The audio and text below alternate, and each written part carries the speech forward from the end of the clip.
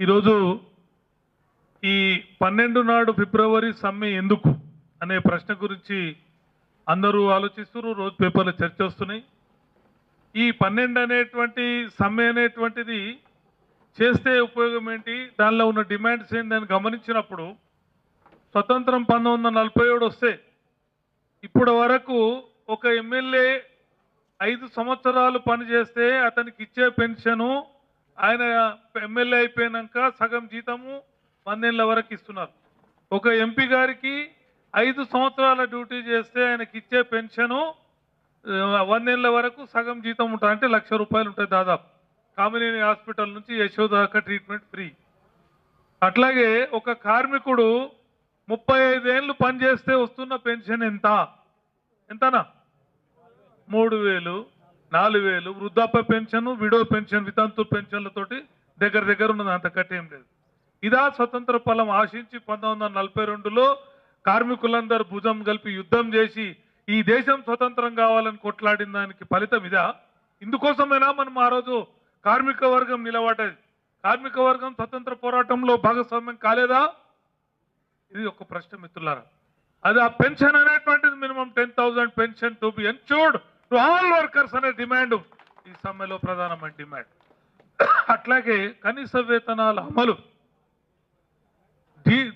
వస్తువులు పెరిగినప్పుడు డిఏ పెరిగి కనీస వేతనం డిసైడ్ అవుతుంది.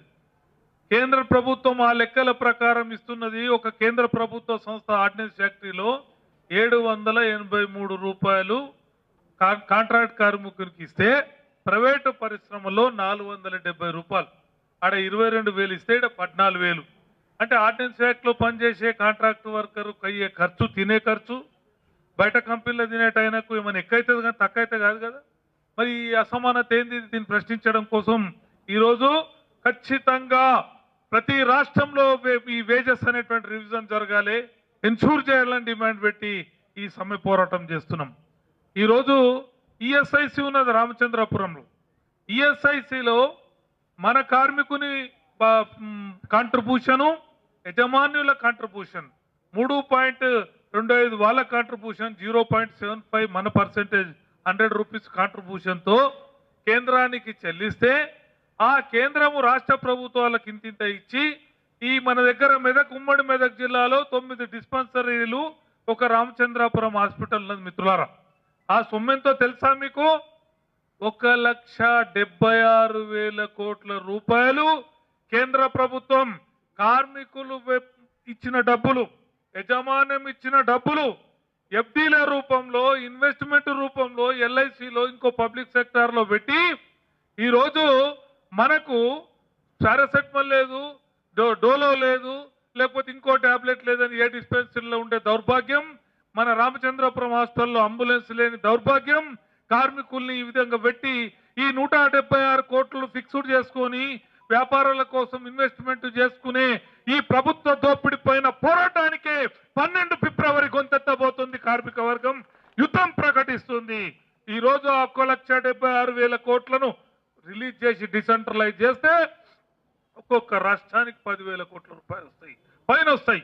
అయితే ఈ కార్పొరేట్ యశోదాను అట్లాగే కాంటినెంటల్ మించిన హాస్పిటల్ మన రామచంద్రపురం అవుతుంది, ప్రతి డిస్పెన్సరీ అవుతుంది. సోగిలేదా ఈ ప్రభుత్వానికి? ఆత్మనిర్భారత, సబ్కా సాత్ సబ్కా విశ్వాస్, ఏ స్వస్థత, ఇవన్నీ కుక్కలకు, మన ఇళ్ళ కుక్కలకు, చిన్న చిన్న కుక్క పిల్లలకు పేర్లు పెడతారు చూడు, అట్లా రోజు స్టేట్మెంట్ ఇస్తున్నాడు మన విశ్వగురు గారు. ఈ ఆత్మనిర్భారత అంటే అర్థం ఇదా? ₹1,76,000 కోట్ల ఎఫ్డీలు చేసుకొని వర్కర్లకు సౌకర్యం లేని దౌర్భాగ్యం ఎట్లుంటుందండి? హైదరాబాద్ లో డిస్పెన్సర్ 15 ఇండస్ట్రీలు ఉంటే 5 గంటలకల్లా క్లోజ్ చేస్తాడు. ఎవరికేమైతే దిక్కు మొక్కు అంబులెన్స్ లేని దౌర్భాగ్యం ఉన్నది. అట్లాగే ఈ రామచంద్రపురం హాస్పిటల్లో ఎన్ని పరీక్షలు చేయగలుగుతున్నారు? ఎంతమంది స్పెషలిస్టులు ఉన్నారు? రామచంద్రపురం ఉన్న ఈఎస్ఐ హాస్పిటల్కి వెళితే ఒక 2 మొగోళ్ళు కనుక చక్కగా నడిస్తే సందులో తలుక్కుటం ఎదురుగా, ఆడమే మొగైన నడిచే పరిస్థితి లేదు. 2 మొగరు కూడా అడ్డం నడిగి ఆ సందులకి జరగాలి. ఇంత దౌర్భాగ్య పరిస్థితి, ఘనపురం దౌర్భాగ్య పరిస్థితి అది. కాబట్టి మిత్రులారా, ఆరోగ్యం అనేది కార్మికుని కల్పించాల్సినటువంటి బాధ్యత కేంద్ర ప్రభుత్వానిది. ఆ ప్రభుత్వం యొక్క తన సొంత డబ్బులు కావవి. కార్మికుల కాంట్రిబ్యూషన్, మేనేజ్మెంట్ కాంట్రిబ్యూషన్ 1,76,000 కోట్ల రూపాయల మిగులున్నాయి నీ వద్ద. 19,000 కోట్లు ఎఫ్డీలు పెట్టినావు, ఇన్వెస్ట్మెంట్ పెట్టినావు. మా డబ్బులు మా కీరా, నీ మొదలారా అని చేస్తున్నాం డిమాండ్. అది ఫిబ్రవరి 12 నాడు గొంతెత్తి దేశమంతా నినదించబోతుంది. దీంట్లో పాల్గొందామా, మౌనంగా ఉందామా? ఇది మన ముందున్న ప్రశ్న మిత్రులారా.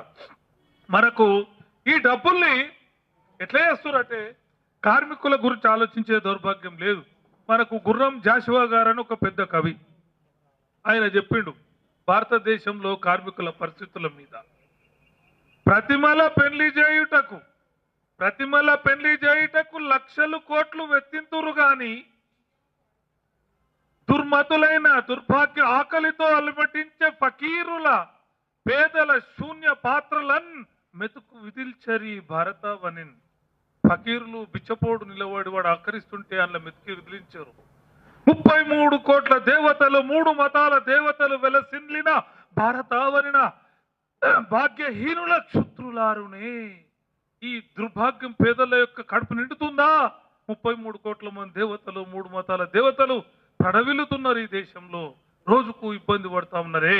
ఈ దేశంలో 53 కోట్ల మంది ఒక ఐరన్ లోపం వల్ల సతమతం అవుతా ఉన్నారు. 22 కోట్ల మంది పిల్లలు దాదాపు అసలు వాళ్ళ విటమిన్ లేక లోపం ఉందని సర్టిఫికెట్స్ ఇస్తా ఉన్నారు. ఈ దేశం దౌర్భాగ్య పరిస్థితి కారణం ఎవరు, ఎందుకు అనేది ప్రశ్నించాల్సినటువంటి అవసరం ఉన్నది.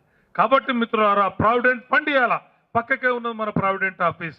మన పైసలు వాళ్ళ పైసలు కట్ అయినాక 2014 తర్వాత బేసిక్ వేజెస్ ఉంటే మేము తీసేస్తామని పిఎఫ్ ఇస్తే దాని మీద గౌరవ కేరళ హైకోర్టు తీర్పిచ్చింది. ఒరే తప్పురా సన్నాసి, పిఎఫ్ సన్నాసి, నువ్వు చేసే తప్పుడు లెక్కలు. ఉద్యోగి రిటైర్డ్ అయిపోయినప్పుడు యావరేజ్ పే 60 నెలలు తీసుకోవద్దురా, యావరేజ్ పే 12 నెలలే తీసుకోవాలి.